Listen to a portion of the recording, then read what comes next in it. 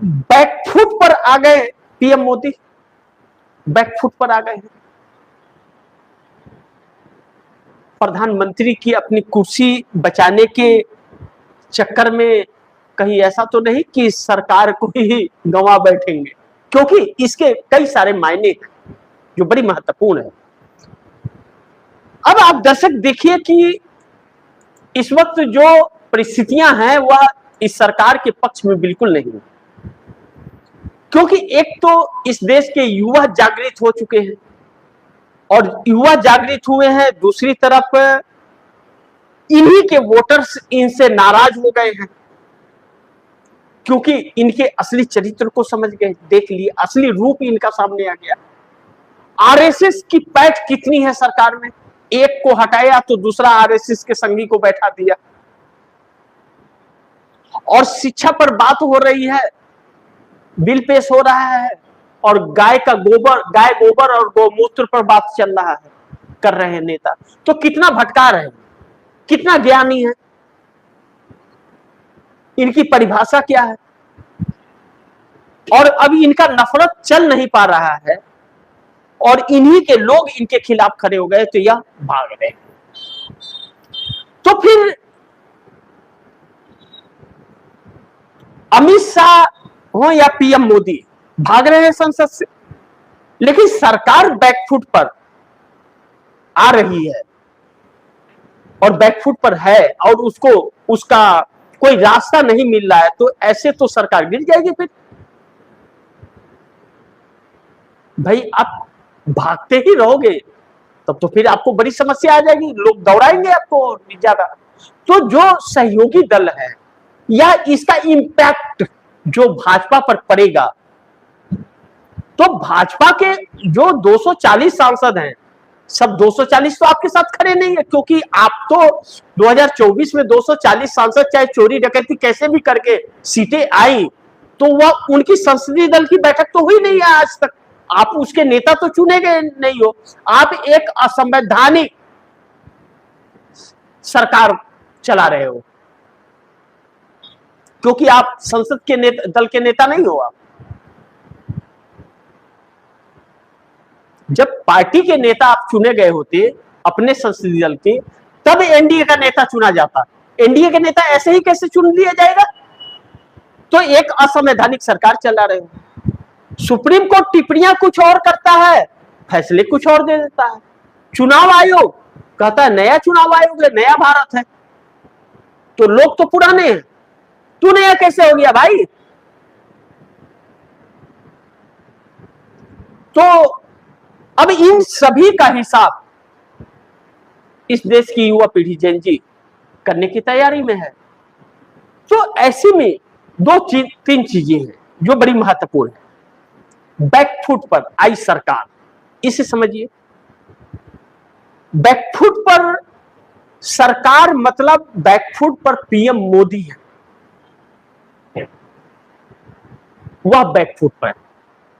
न तो देश में अब उनका कदर रह गया, न हिंदू में कदर रह गया, न बाकी किसी ओ में इनका कदर रह गया, न भाजपा में कदर रह गया, न बच्चों में कोई कदर रह गया। तो आप लोगों के बीच में जाओगे कैसे? आप तो प्राइम मिनिस्टर हो ना, जाओगे कैसे? और आप तो कुर्सी पे बैठते नहीं हो, आप तो चुनाव प्रचार करते रहते हो, तो आप प्रचार किसके सामने करोगे जाके? क्योंकि आप ही के लोग तो आपसे सवाल पूछ रहे हैं।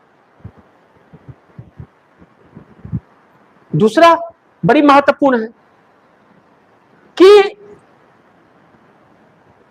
चंद सांसद मोदी के साथ, कुछ चंद सांसद हैं, बाकी मोदी के बचाव में आ ही नहीं रहे। कुछ चंद लोग हैं जो उछल कूद मचा रहे हैं, बाकी सब शांत है, चुपचाप, वह कुछ नहीं बोल रहे, ऐसा कुछ भी नहीं। इनके बचाव में आएंगे, कुछ बोलेंगे ना, हर कोई कंगना रनावत नहीं है, हर कोई किरण रिजिजू, निशिकांत दुबे, अनुराग ठाकुर, चाहे प्रहलाद जोशी, हर कोई यह नहीं है। राजनाथ सिंह ने एक बात कही, मतलब दिखा कि एक सीनियर नेता, पहली बार उन्होंने कहा भाई लीडर ऑफ अपोजिशन है, बोल रहे, बोलने दो, आप शांति से शांत रहो। उन्हें बोलने दो, आप उनकी सुनो। तो 1-1.5 मिनट चुप रहे सब, उसके बाद फिर वही उत्पात। तो इनका उद्देश्य था कि हमें बोलने नहीं देना है, क्योंकि राहुल बोलेंगे तो सारे सवाल खड़े करेंगे, जवाब भी मांगेंगे। और राहुल गांधी ने कहा, क्यों नहीं है इस देश का गृह मंत्री इस सीट पर, ट्रेजरी सीट पर? जवाबदेही किसी, जब छात्रों पर चर्चा हो रही है तो क्यों नहीं है? और इन लोगों की सुरक्षा के काफिलाएं बढ़ गई हैं। कर्तव्य और कर्म एक पैसे के नहीं है, सुरक्षा इनकी बढ़ती जा रही है। सोचिए क्या काम इन लोगों ने किया है कि सुरक्षा लगातार बढ़ रही है। और जब कुर्सी से हटेंगे तब सुरक्षा कहां रहेगी? तब तो 2 हवलदार मिलेगा गृह मंत्री को, 2 हवलदार मिलेगा बस। फिर क्या होगा? आप ही के लोग आपके पास पहुंचेंगे कि भैया बड़ी मजे मारे हो, अब तो जवाब दे दो।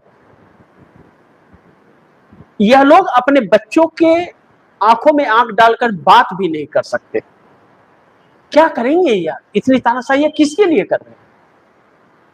क्योंकि ये लोगों का स्वभाव ही ऐसा है। हकीकत यह है कि स्वभाव ही इन लोगों का ऐसा है। लेकिन दूसरी तरफ जो बड़ी महत्वपूर्ण है कि सरकार संकट में है, यह तो बात सच है, लेकिन बगावत भी हो रहा है, क्योंकि इन सांसदों के नेता इन बच्चों को सपोर्ट कर रहे हैं। और बच्चे अब समझ गए हैं इस सरकार की वह कमजोरी नस राहुल गांधी ने भी पकड़ ली है और बच्चों ने भी पकड़ ली है, पाखंड। तो अब कहते हैं कि विनाश काले विपरीत बुद्धि, जब विनाश होना होता है तो बुद्धि भ्रष्ट हो जाती है। इस वक्त इन लोगों की बुद्धि भ्रष्ट हुई है। सुधार नहीं ला रहे, जवाबदेही तय नहीं कर रहे, बल्कि अलग अलग साजिशें रच रहे हैं लोग। इससे निकलने के लिए क्या करें? किसका किसका इंस्टाग्राम बंद कर दे, किसका फेसबुक बंद कर दे, किसका यूट्यूब बंद कर दे, किसके ऊपर FIR कर दे, किसको अंदर डाल दे, किसकी इंक्वायरी करे, किसको क्या करे, यही सब साजिश रच रहे हैं। और जंतर मंतर पर बैरिकेड को वेल्डिंग मार मार करके कर रहे हैं। कमाल का है। और कोई काम नहीं है क्या भैया? अन्ना हजारे का आंदोलन भाजपा RSS वालों ने ही तो कराया था। तब क्या मनमोहन सिंह सरकार ने उखाड़ फेंका था? क्या मीडिया उस समय कवरेज नहीं कर रहा था? और आज मीडिया दलाली कर, फर्क यह है। आज सरकार उसे सील कर रही है, फर्क यह है। लेकिन छात्रों ने जवाब देना शुरू कर दिया है, तो ऐसे में प्रधानमंत्री मोदी के लिए अब कुर्सी बचा पाना तो मुश्किल है। राहुल गांधी की बातें फिर एक बार सत्य होती हुई नजर आ रही है कि सरकार गिर जाएगी और यह सरकार बचेगी नहीं, बस चंद दिनों की मेहमान है। क्योंकि अब देखिए, NDA गठबंधन के नीतीश हो, नायडू हो, इन लोगों की कोई टिप्पणी नहीं आई, ट्वीट भी नहीं आया इस सरकार के पक्ष में, बचाव में, बिल्कुल नहीं आया। और दूसरी बड़ी महत्वपूर्ण बिंदु यह है कि भाजपा के भी कुछ चंद नेता उछल कूद वाले, उनके अलावा कोई इनके बचाव में है नहीं। यानी कि अफसर्स भी यह समझने लगे हैं कि प्रधानमंत्री का चेहरा बदलने वाला है, यानी कि सरकार जाने वाली है, मजबूर हो जाएंगे। धर्मेंद्र प्रधान तो अभी अलग ही फंसे हैं बेचारे, 20 सांसद उनके हैं और बाकी नाराज हैं, और प्रतिदिन मामला उलझते जा रहा है और संसद हंगामे का भेंट जाता है, क्योंकि सरकार भाग रही है। ऐसे में मोदी सरकार का और कितने दिन रहेगी यह सरकार, यह देखना बड़ी महत्वपूर्ण होगा। लेकिन अब काउंटडाउन शुरू। बाकी आप दर्शक क्या सोचते हैं, आप दर्शकों की क्या राय है, क्या सुझाव है, कमेंट बॉक्स में जरूर लिखिएगा।